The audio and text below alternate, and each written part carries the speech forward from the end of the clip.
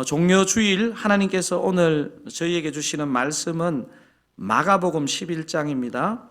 마가복음 11장 1절에서 10절까지 말씀입니다. 제가 가진 성경으로는 신약 성경 73면입니다.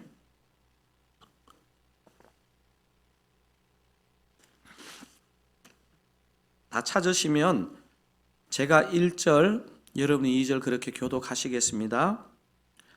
그들이 예루살렘에 가까이 와서 감람산 벳바게와 베다니에 이르렀을 때에 예수께서 제자 중 둘을 보내시며 이르시되 너희는 맞은편 마을로 가라.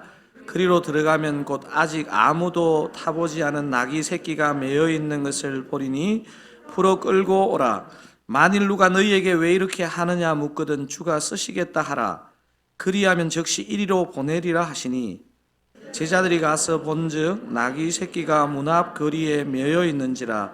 그것을 푸니 거기 서 있는 사람 중 어떤 이들이 이르되 나귀 새끼를 풀어 무엇 하려느냐 하매 제자들이 예수께서 이르신 대로 말한데 이에 허락하는지라.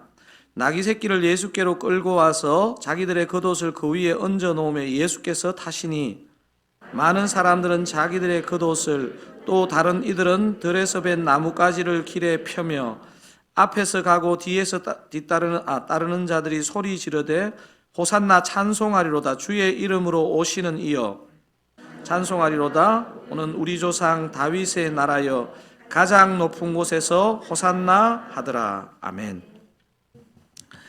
오늘은 교회력으로 하면 종려주일이고 이번 주가 고난 주간이라서 오늘 예배와 특세는 주로 마가복음을 다루려고 합니다. 아마 성금요 예배와 부활주일 예배는 요한복음을 볼 것이고 오늘부터 고난 주간 특세는 계속 마가복음을 보려고 합니다. 오늘 읽으신 본문 너무 익숙한 본문입니다. 무슨 말씀을 하고 싶으신지 생각보다 익숙함에도 불구하고 쉽지 않은 것 같습니다. 오늘 본문은 한마디로 예수님이 십자가 지시기 위해 나귀를 타시고 예루살렘 입성하는 얘기를 다루고 있습니다. 주님이 오늘 본문을 통해 저와 여러분에게 무슨 말씀을 하시고 싶으신 것일까요? 본문이 얼마나 중요한지 사복음서에서 모두 이 기사를 다루고 있습니다. 본문 앞장인 마가복음 10장까지와 오늘 본문에 해당되는 마가복음 11장이 여러분 어떤 부분에서 좀 다를까요? 여러분 마가복음을 읽다 보면요, 이 10장까지와 11장에 넘어갔을 때 달라지는 부분이 있습니다. 본문 전까지는, 그러니까 10장까지는 예수님은 자신의 모습을 늘 숨기는 그런 선택을 하셨습니다. 어떤 기적을 일으키시든 예수님은 제자들에게 너희가 본 것을 아무에게도 알리지 말라, 이런 말들을 거의 일관되게 하셨습니다. 오늘 본문 이전에는 기적을 베푸시고 사람들의 환영이 조금이라도 느껴지면 예수님은 즉각 사람들을 피해 산이나 광야로 떠나셨습니다. 하지만 오늘 본문은 전혀 다릅니다. 예수님은 자신이 바로 구약에 예언된 메시아라는 것을 가장 짧은 시간에 가장 많은 사람들에게 마치 요즘 사용하는 표현으로 관종 같은 그런 모습을 보이시면서 나귀를 타고 입성하십니다. 이 요즘으로 하면요, 많은 언론사 기자들을 불러 모으고 예수님이 공식 기자회견을 하는 그런 느낌입니다. 한마디로 예수님은 더 이상 자신의 정체를 숨기시지 않고 사람들에게 드러내십니다. 그렇다면 오늘 본문이 말하는 예수님은 어떤 분이실까요? 오늘 본문이 말하는 예수님은 우리가 너무도 잘 알지만요, 오늘 본문은 마치 이렇게 우리 예수님이 막 이렇게 고함을 치듯이 이렇게 얘기하는 것 같습니다. 예수님은 뭡니까? 왕, 메시아, 구원자시라는 것을 공공연하게 보이십니다. 여러분 바로 전장에 마가복음 10장 소경 거지 바디메오는 예수님을 어떻게 불렀는지 혹시 그 호칭이 기억나십니까? 마가복음 10장 47절에 거지 바디메오가 이렇게 고백합니다. 한번 읽어볼까요? 나사렛 예수시란 말을 듣고 소리질러 이르되 다윗의 자손 예수여 나를 불쌍히 여기소서 하거늘. 지금 어떻게 부릅니까? 예수를 다윗의 자손 예수여. 예수님은 사람들이 기다려온 참된 왕 메시아라는 것입니다. 소경 거지 바디메오의 이 고백을 예수님이 마치 받아서 자신이 이제 직접적으로 드러내시는 것 같은 내용이 오늘 본문입니다. 본문 8절에서 10절을 통해서 한번 확인해 보도록 하겠습니다. 많은 사람들은 자기들의 겉옷을 또 다른 이들은 들에서 벤 나뭇가지를 길에 펴며 앞에서 가고 뒤에서 따르는 자들이 소리 지르되 호산나 찬송하리로다. 주의 이름으로 오시는 이여. 계속 한번 읽어보실까요? 찬송하리로다. 오는 우리 조상 다윗의 나라여 가장 높은 곳에서 호산나 하더라. 자기들의 겉옷을 깐다는 것은 구약에서 왕에 대한 존경심을 표시하는 것입니다. 옷을 깔면서 사람들이 뭐라고 외쳤습니까? 호산나. 호산나가 무슨 의미죠? 우리를 구원하소서라는 의미입니다. 물론 사람들은 지금 예수님을 로마 압제로부터 해방을 가져다 줄 정치적인 해방자로 오해하고 있지만 예수님은 자신이 진짜 왕이고 메시아이고 구원자이신 것을 더 이상 감추시지 않습니다. 오히려 자신이 정말 구약이 예언한 메시아인 것을 분명하게 하기 위해서 중요한 퍼포먼스를 하나 하십니다.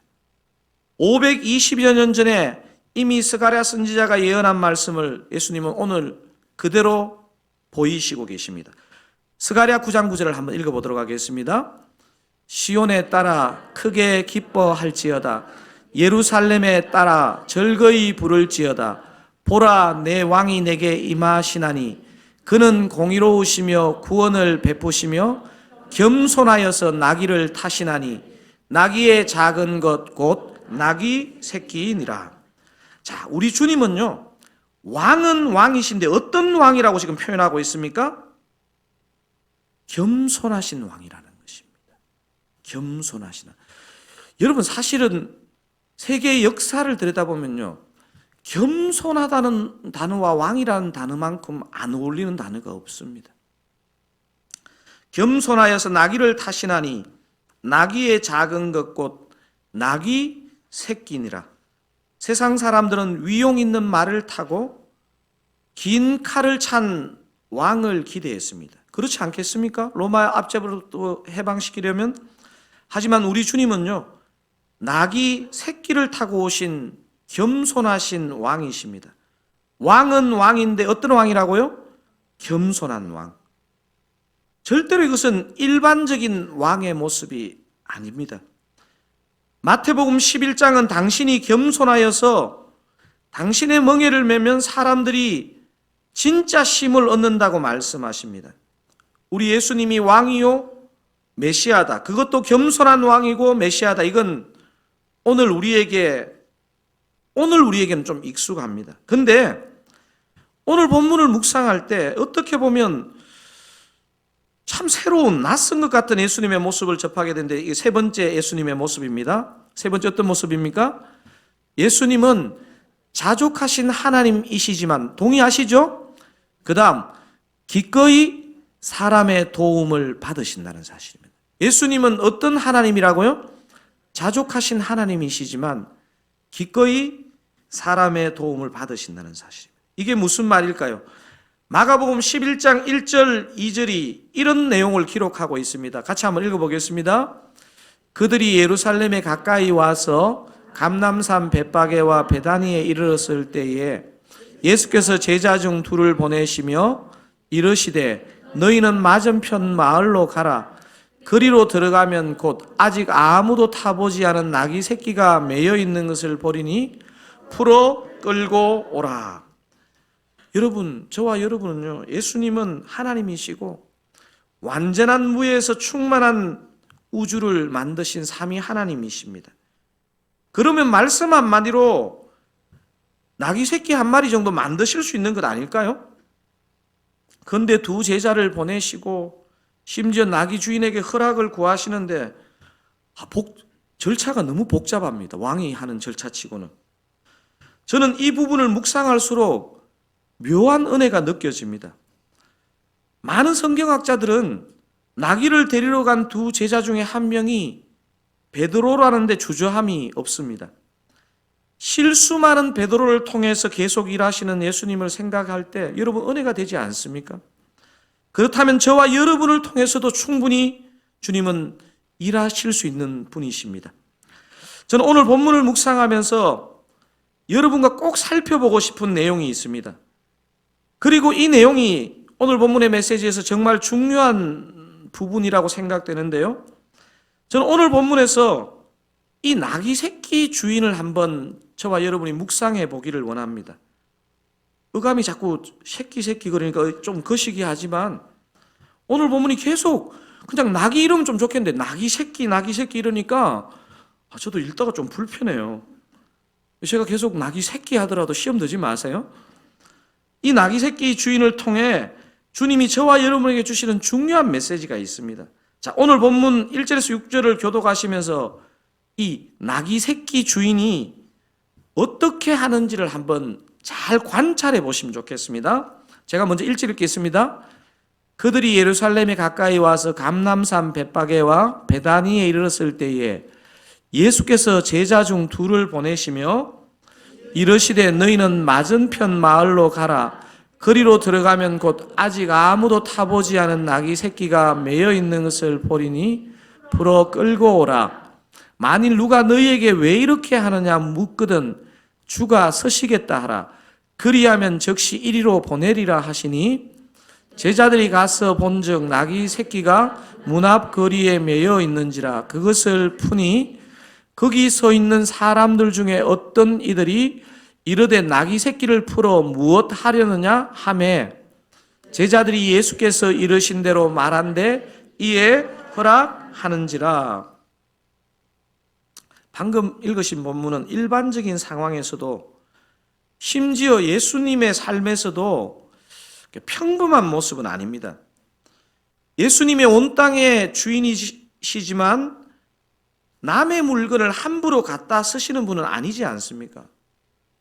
이 나귀 새끼를 주님이 사용하신 후 분명히 반납하셨겠지만 주님은 아주 이례적인 부탁을 두 제자에게 하시죠.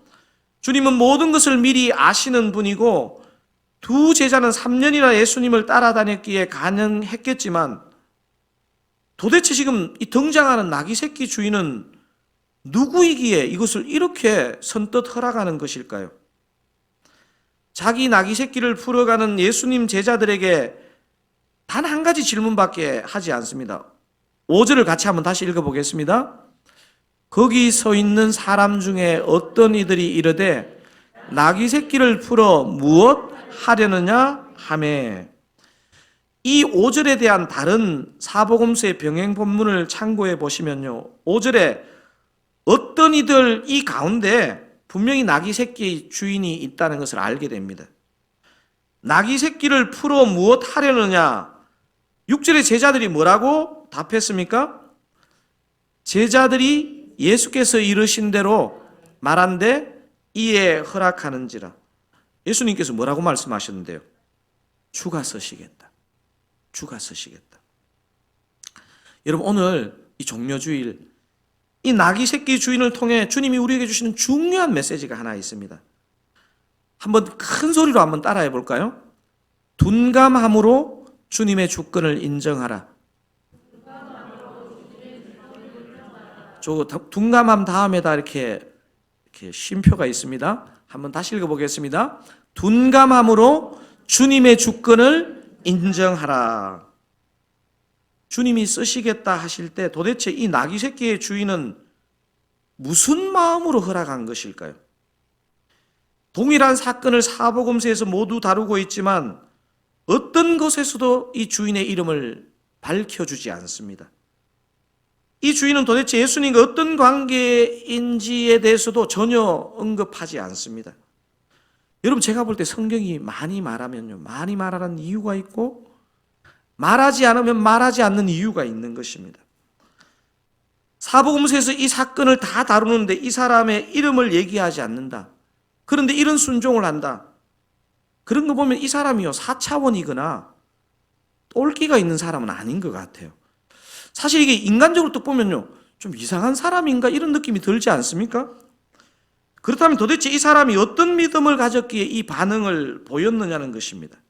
사랑하는 사랑 가족 여러분, 여러분은 성경의 교리 중에 어떤 교리가 가장 중요하다고 생각하십니까? 아마 제가 이게 처음 물은 질문은 아닐 수 있는 것 같은데요. 제가 신학교 입학하고 얼마 되지 않았을 때 종교개혁을 일으킨 칼빈에 관한 책을 읽은 적이 있습니다. 그 책에 이 칼빈이라는 사람이 가장 소중하게 생각한 교리에 관한 내용이 담겨 있었는데요.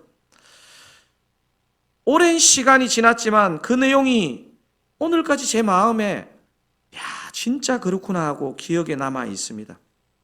칼빈은 저처럼 평범한 목사가 아니었습니다. 27살에 성경 전체를 일목요연하게 교리적으로 정리한 기독교 강요 초판을 쓸 정도로 천재였습니다. 하여튼 여러분은 안 놀라요. 27살에 우리 성경 일독을 하기도 어려운데 성경을 다 요약했는데 23살에 해야지. 이런 성경 천재가 수많은 성경 교리 중에 무슨 교리가 가장 중요한지 그 구절이 있잖아요. 제가 너무 궁금했어요. 그 책을 읽으면서. 사실 칼빈이 그것을 적었을 당시에 또 그리고 제가 그것을 읽었을 때 솔직히 시원하게 이해가 되지 않았습니다. 하지만 그날 이후 시간이 갈수록 칼빈의 그 말이 진짜 내 영적인 삶의 답이구나 하는 생각이 들었습니다. 궁금하시죠? 칼빈이 성경 전체에서 가장 중요하다고 생각한 교리가 무엇인지 궁금하시지 않습니까? 그래, 궁금하지가 않다.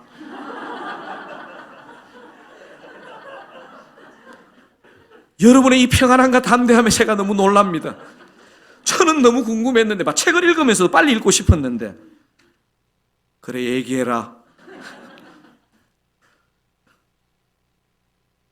제가 종려주일 특별히 오신 여러분에게 조용히 가르쳐 드리도록 하겠습니다. 칼빈이 성경 전체의 수많은 교리 중에 가장 중요한 한 교리, 하나님의 주권, 하나님의 절대 주권이라는 것입니다. 사실 저는요, 이게 처음에 좀 실망스러웠습니다. 이게 가장 중요한 교리라고? 하나님은 어떤 상황에서도 선하시다는 교리가 가장 중요하다는 것입니다.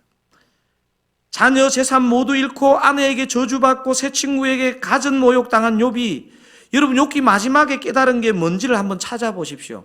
하나님의 주권, 하나님의 절대 주권, 하나님은 절대 선하시다, 하나님은 항상 옳으시다는 것을 깨닫고 욥기는 마칩니다.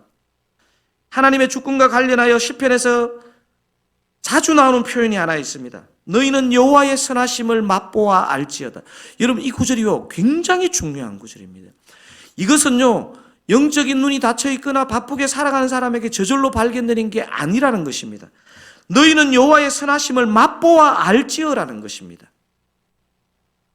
여호와의 선하심을 맛보아 알면, 다른 말로 하면 하나님의 절대 주권을 인정하면 어떤 상황에도 인생은 실족하지 않는다는 사실입니다. 제가 그리고 제 자신과 우리 성도님들을 건강하게 한번 시험해 봤습니다. 여러분 인생이 실족하는 것은요 고난의 강도가 세기 때문이 아니라 고난 가운데 하나님의 주권을 인정하지 못할 때 우리가 실족하게 되는 것입니다. 오늘 본문에 나온 나귀 새끼 주인이 우리에게 주는 가장 중요한 메시지가 바로 이것입니다. 하나님의 주권, 하나님의 절대 주권, 하나님의 절대 선하심에 대한 인정이 이름도 밝히지 않고 사복음서에 기록되고 있다는 사실입니다. 사랑하는 사랑가족 여러분, 흔들리는 환경 가운데도 저와 여러분이 어떻게 하면 실족하지 않을 수 있을까요? 어떤 고난, 어떤 상황이 찾아와도 주님은 저와 여러분을 향해서 절대 선하신 줄 믿습니다. 절대 옳으신 줄로 믿습니다. 이찬수 목사님께서 예전에 저희 부교육자들에게 정말 자주 하신 말씀이 있었습니다. 민감할 때 민감하고 둔감할 때 둔감하라. 오늘 본문의 나귀 새끼 주인은요 둔감해야 할 때 둔감함으로 하나님의 주권을 인정한 사람이었습니다. 자, 오늘 본문을 묵상하면서 자꾸 새끼 해가지고 여러분 적응되셨죠? 나귀 새끼 주인을 통해 도전받는 게 하나 더 있습니다. 나귀 새끼 주인이 하나님의 절대 주권에 대한 믿음이 어떤 식으로 나타났는가 하는 점입니다. 자, 우리가 3절에서 6절을 한 번 더 읽어보도록 하겠습니다. 만일 누가 너희에게 왜 이렇게 하느냐 묻거든 주가 쓰시겠다 하라. 그리하면 즉시 이리로 보내리라 하시니 제자들이 가서 본즉 나귀 새끼가 문 앞 거리에 매여 있는지라. 그것을 푸니 거기 서 있는 사람 중에 어떤 이들이 이르되 나귀 새끼를 풀어 무엇 하려느냐 하매 제자들이 예수께서 이르신 대로 말한대 이에 허락하는지라. 여러분 다시 이 본문을 읽어보실 때 나귀 새끼 주인은 주님의 주권을 인정하는 믿음이 어떤 형태로 나타났습니까? 이렇게 말할 수 있습니다. 우리 아까 첫 번째 메시지가 뭐였습니까? 둔감함으로 주님을 인정하라는 게 첫 번째 메시지였다면요. 두 번째는 이것입니다. 여러분 큰 소리로 한번 읽어보겠습니다. 민감함으로 주님의 음성을 분별하라. 어떻게 하라고요? 민감함으로 주님의 음성을 분별하라. 여러분 주님의 주권을 인정하는 사람은요, 고난에 흔들리지 않는 사람이지만요, 그냥 둔감한 사람이 아닙니다. 주님의 주권을 제대로 인정하는 사람은요, 하나님의 음성에 민감한 사람입니다. 주님의 음성을 잘 알아듣고 잘 순종하기 위한 그 영적 민감함이 있기 위해서 우리가 어떻게 해야 할까요? 평소에 깨어 있어야 됩니다. 평소에. 여러분 성경에 나오는 인물들의 거의 대부분의 공통점이 뭐냐면요, 평소에 깨어 있는 것입니다. 평소에 말씀과 기도로 깨어 있어야 주가 쓰시겠다는 이 음성이 황당한 음성으로 들리지 않는 것입니다. 여러분 깨어 있기 때문에 이 사람이 이렇게 대답했지. 그래서 사복음서가 기록했지. 얼떨결에 무슨 말인지 못 알아듣고 네 이렇게 했다면요, 사복음서가 기록하지 않은 것입니다. 이 나귀 새끼 주인이 이 깨어있는 순종을 하니까 얼마나 복된 사명을 감당하게 됩니까? 예수님이 십자가 지시기 위해서 예루살렘에 입성하시는데 나귀를 제공하는 스가랴의 예언을 성취하는 주인공이 되지 않습니까? 여러분 정말 수지 맞는 장사 아닙니까? 아닌가요? 이 주인 나귀 새끼 렌트 한번 잘하고 얼마나 큰 상급을 받았습니까? 제가 영어를 썼나요? 렌트 한번 해줬을 뿐인데 평소에 말씀과 기도로 깨어 있어서 주님께서 우리에게도 찾아오셔서 내가 쓰겠다, 주가 쓰시겠다 하실 때 잘 듣고 잘 순종하시는 저와 여러분 다 되시기를 주님의 이름으로 축원드립니다. 사랑하는 그 사랑가족 여러분, 여러분은 지금까지 하나님의 물리적 음성을 들어보신 적이 있으십니까? 저도 하나님의 물리적인 음성을 한 번도 못 들어봤습니다. 혹시 이명 중에라도 들릴까봐 했는데 저한테는 안 들리더라고요. 여러분 대부분의 경우요, 하나님의 음성은요 사람을 통해서 들립니다. 대부분의 경우. 내 주변의 사람을 통해 주님의 음성을 듣는 것, 이게 영적인 믿음이고 영적인 민감함입니다. 제가 늦깎이에 신학교 간 것은 여러분 이제 다 아시죠? 여러분 분당 우리 교회에서 제가 목회를 배운 것을 생각하면요, 이게 기적 중에 여러분 기적입니다. 한국 교회는 나이가 중요하다 보니까 나이가 든 신학생이 정말 체계를 갖춘 교회에서 배우는 것은 쉽지 않습니다. 그러다 보면 현실 목회가 힘들어지고 늦게 순종은 했지만 목회가 어려운 경우가 많습니다. 당시 제가 분당 우리 교회 부목사님들보다 나이가 더 많은 교육 전도사였는데 제가 어떻게 분당 우리 교회에 사역하게 되었는지 궁금하시지 않나요? 그래, 궁금하지가 않다. 찬양을 하고 마치면 좋겠다.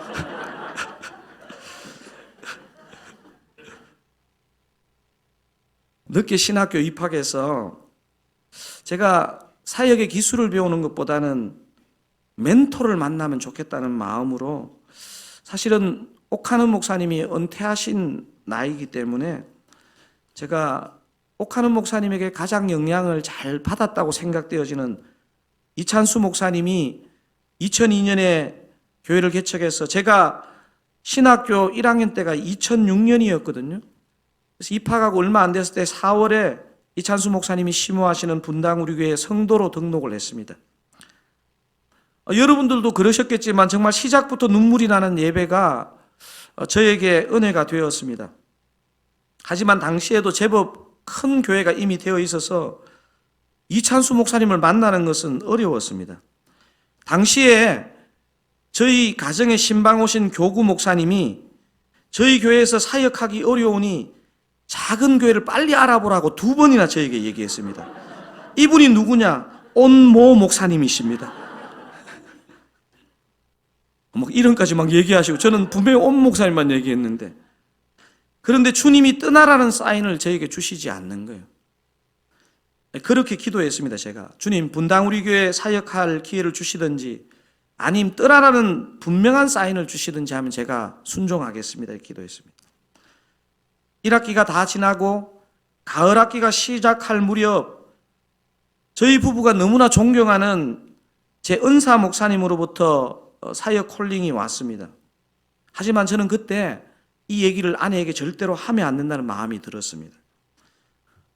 우리 아내가 그 목사님을 얼마나 존경하고 사모하는데, 제가 딱 얘기하면 아내는 기도를 가장하고 주님의 뜻일 거라고 얘기할 거기 때문에 제가 미안하지만 얘기하지 않았습니다.